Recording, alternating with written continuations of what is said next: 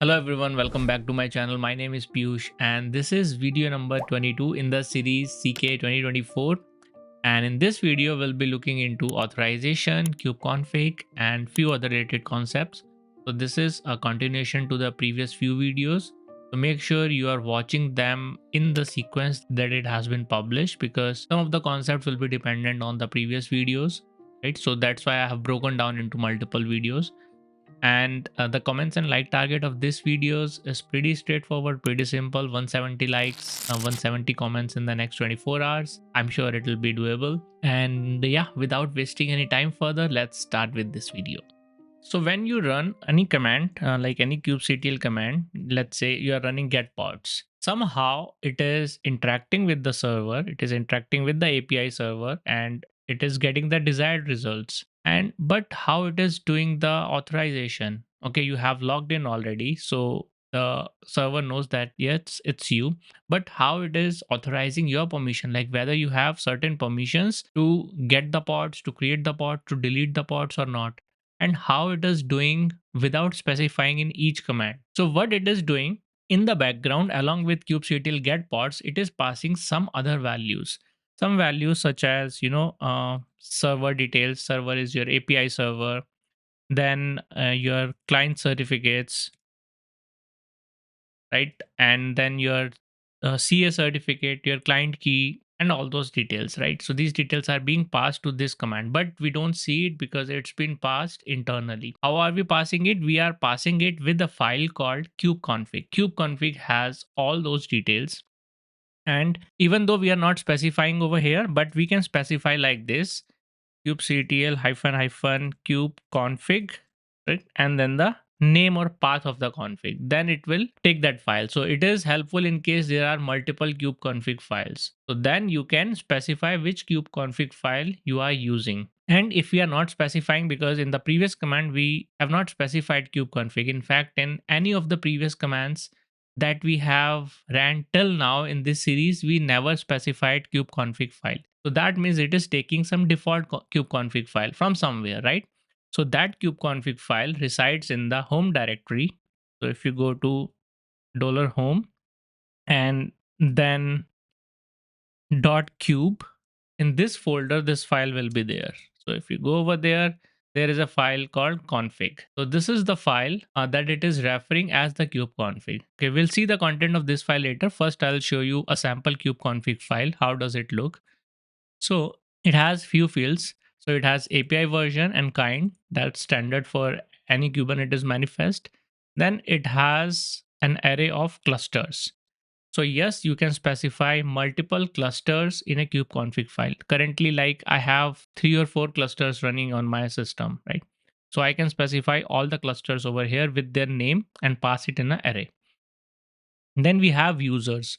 So these are the different users that have permissions to do certain tasks, certain actions on the server. I can pass it over here. Then we have context. Right? We have been using use context or set context command till now. Right? So this is where the context are specified. Context are nothing but the combination of user and cluster. Right? So let's say we need to create a context through which developers can access the development cluster, right? So for that, we have created a context called dev frontend. Okay. And you can specify not just name, you can specify user and cluster over here as well to give that reference.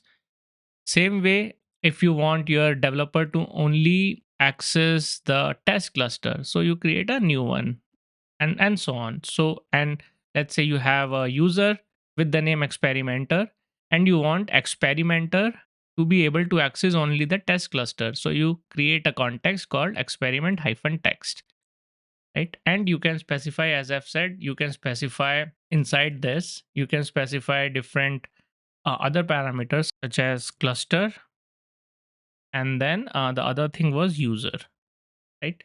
So this cluster and this user, the combination of these two will make a context. And then you can switch to a context, then you can set the context and run the commands that we have seen. Now let's have a look at the kubeconfig file that we have that was generated automatically for us.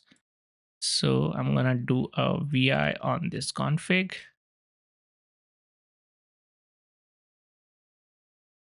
Okay, so it's not rendered properly because there is a lot of data in that, but let me show you over here. Okay, so you see we have context. Context is an array of different context with which has cluster, username, and the name of the context. Same way this is for the other cluster. We have our user and cluster name as same, so that is why it is showing as the same name, right? And we have these four context.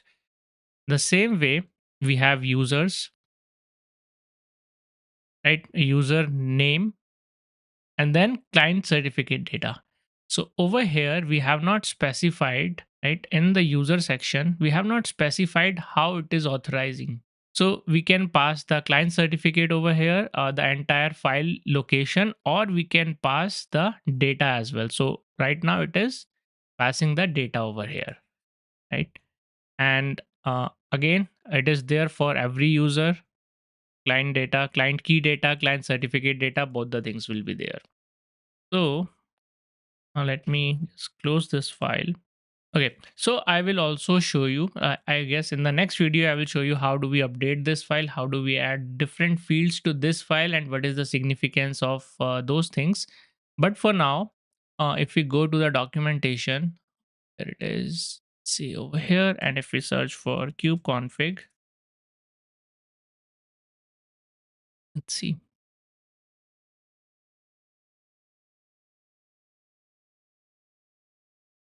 Okay, here's the file reference.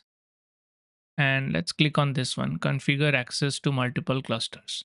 Okay, this is the file I was showing you, but it does not have the certificate details. So over here, so if you see this file, along with the cluster, it will show you the certificate authority. So there'll be the path of your CA file, right?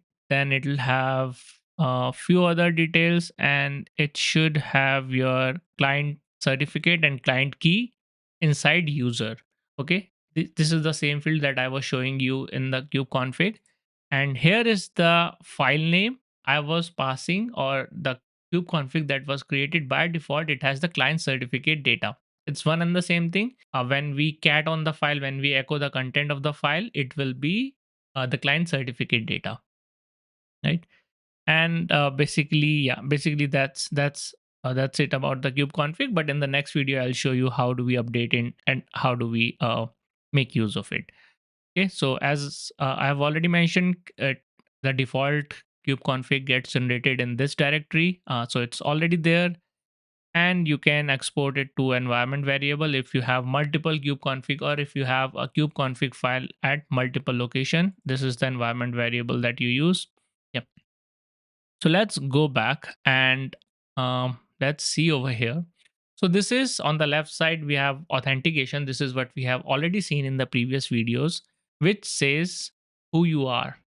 When you try to log in, it identifies you. It asks for your identification. Okay, tell me who you are, right? And we have seen different encryption methods like symmetric encryption, asymmetric encryption with a public private key pair, and then we had a look at certificates and how do we implement and everything.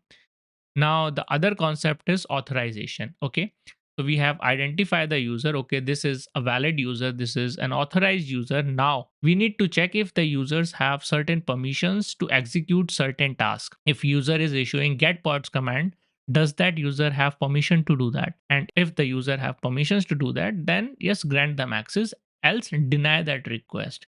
So all this is taken care by authorization. Okay, so it basically tells you if you can do a certain task or not, and it allows you or denies you the request to do that. Okay, so that's what authorization is. In Kubernetes, we have different authorization modes. We have ABAC, which is attribute based authentication. In attribute based authentication, what you do is you associate a set of permissions to a user, add that permissions to a file. We create a policy file, and then we add that file in the API server config. Then we restart the API server. So these are all the steps that we take every time a new user is added to the organization, or every time we need to grant someone access to that. So this is a tedious task and difficult to maintain. And plus, we have to restart API server every time. So this is not something that a lot of places we use. Then we have RBAC, which is role based authorization. In this, what we do is we create a role. Okay, we assign certain permissions to that role. Okay, let's say get pod, delete pod, list pod on this namespace, on this resource, or all the resources. And then we assign that role to a particular user or a group of users, right? So every time there is a change in the role, we just have to update the role, and users are not impacted, and we don't have to restart the API server. So we create roles and role bindings in this. So this is one of the standards way of authorization that we use. And then we have node based authorization. In node based authorization is generally used by nodes to interact with each other, right? So let's say if API server is interacting with kubelet and it's performing certain actions, then how would kubelet know that API server has access to do that? So we grant that access with the help of node based authorization. And then we have webhook. Webhook is this authorization method. In this, we generally used a third party system such as OPA, Open Policy Agent, which actually do the access management for you. So whenever you send a request to the server, it actually goes to the OPA agent that is running on the server, and then it processes the request, and then it grants or denies the access. So in the next video, we'll be looking RBAC in depth and how do we implement that. Let's have a look at our Kube API server. I wanted to show you a few things. So if you remember, how do we, log into our API server? So first we have to do the SSH into control plane. As we are running the Kubernetes in Docker, I'm using the kind cluster. That is why I cannot SSH, but I can do the Docker exec into the container in the node, because a node is nothing but a container in this setup, right? So if I do ps-ef grep control plane, not ps, sorry, Docker ps grep control. Okay, and then we have 3 control plane because we have multiple clusters. So I'm looking for this one, cluster 2. This is my current cluster. So if I do a docker exec -it, name of the node or name of the container, and then bash. Okay, I am inside the container with the root user. Now, if you remember, I told you like all the static pod manifest, static pods such as API server, controller manager, etcd, these all are placed inside a folder called etc Kubernetes manifest. Okay, so over here will be all our manifest of all the static pods, right? So here is our Kube API server YAML. If I do a VI on this, let's have a look at its content. Okay, VI is not there in this container. Let's see if we have less. Less is also not there. So I guess we need to cat it. So there are a few things over here. If you go up, so you see when we are starting the Kube API server with this command, Kube API server, it is passing a lot of details. And along with that, there is an authorization mode parameter which says node or RBAC. So that means it is using these two authorization method by default, and it is in the order that it's been executed. So first, let's say a user issues a get pod command. First, it will go and check the node based authorization. Then it will find out, okay, this is for a user, so node is not valid over here. So it will skip to the next one. So next is RBAC. Then it will check the roles and role bindings. And based on that, we'll take the action. So we can add more authorization modes over here, but it just the sequence in which we are mentioning, it is in the same sequence that it will be executed, right? Then we have another file, another parameter, which is, okay, I guess it's not mentioned over here, but it's something called allow all or all. Okay, let's check a few more things.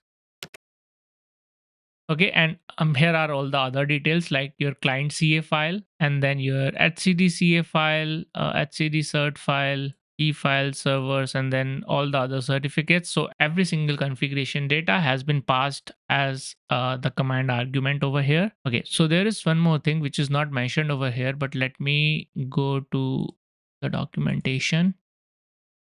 Let's search for API server.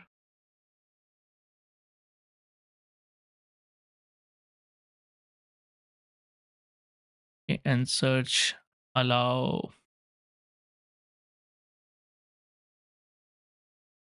Okay, so this is what I wanted to show you. Authorization mode. This is very important. So if we don't specify this, the defaults to always allow. Okay, if the authorization config is not used, and we are using node and RBAC, right, in our case. But if we don't specify this, it will be either allows always all. That means everyone would get access to do anything, right? Whoever is authenticated, they can do anything. That is always allow, which is the default one. And then we have always deny as well. So always deny, like as the name suggests, it will deny everything. Right? But over here, it is a best practice to use one or more, like node will be there for sure. But along with that, we use RBAC and webhooks. That's what we use in most of the places, right? And this is what I meant by authorization policy. So remember when I was discussing briefly about ABAC, attributes based authorization, authentic authorization, yes. So in that, I told you that we maintain an authorization policy file, and in that file, we specify the permissions for the user. And then we add that in API server YAML, and then we restart the API server to take it effect. So this is that file. Okay, and all the details you can find it over here. Just have a look if you find anything worth knowing. Just read about it and see what it does. But there are like a lot of other fields. So you see, when we execute a command from kubectl, we take the reference of all the things from kubeconfig file by default, right? But when API server or any control plane component starts, it takes the reference from their YAML file, which is like for Kube API server, it is there.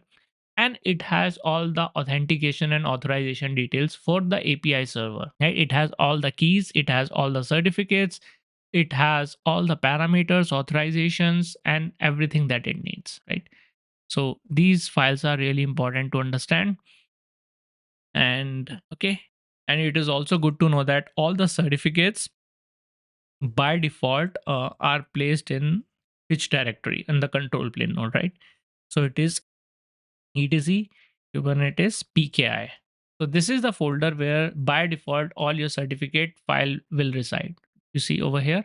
So we have your root CA cert and root CA key. Then we have your API server to kubelet client key. You see, we have a API server key and we have a API server cert. Now, why do we have multiple for that? You remember when we had a look at the diagram. So let me show you. Let's go back. And I guess this was the one. Yes. Okay. So in this diagram, when we were looking into this, we actually discussed that Kube API server is the server for these clients, right? It is server for kubectl, for kube scheduler, controller manager, and kube proxy. But when kube server will interact with other servers such as etcd and kubelet, so these are two other servers, when it will interact with these, kube API server will become client because it is interacting with these two servers, right? So Kube API server is the client for etcd, and Kube API server is the client for kubelet. And I have also mentioned that we can either use the same key pair that we have used for the other authentication from Kube scheduler, controller manager, and so on, or we can create a separate pair of. So here what we have done is, let's say we have created a separate pair of keys for the interaction with Kube API server and etcd, and we have created a separate pair for interaction from Kube API server with kubelet, right? So this is what it is over here. That is why you are seeing multiple files. So this is for API server and kubelet interaction, and this is for API server and etcd interaction. Okay, and then we have API server key files, and like ignore the rest of those now. Service accounts, we have not covered it yet, so I'm not going to talk about it. Yeah, so all the certificates, all the keys are by default located in this directory etc Kubernetes PKI. So in an exam or whenever you have any issues with the certificate, if the file names are not correctly specified or if there is an issue, this is the place where you will go and locate these files. So yeah, I guess this is what I wanted to cover as part of this video. In the next video, we'll be looking into RBAC, role-based authorization. Alright, that's it about this video. I hope you found it helpful. So again, in the next video, we'll be looking into role-based authorization, and we'll be doing the hands-on as well. So there will be some task in the GitHub repository for this video. So you can find that in day 22 folder. So try to complete that, try to do the hands-on, and let me know if you're stuck somewhere. So we have our YouTube and Discord community to, like, everyone is there to help you out. Don't worry about it. And yeah, try to complete the comments and likes target. I will see you soon with the next video. So thank you so much for watching. Happy learning.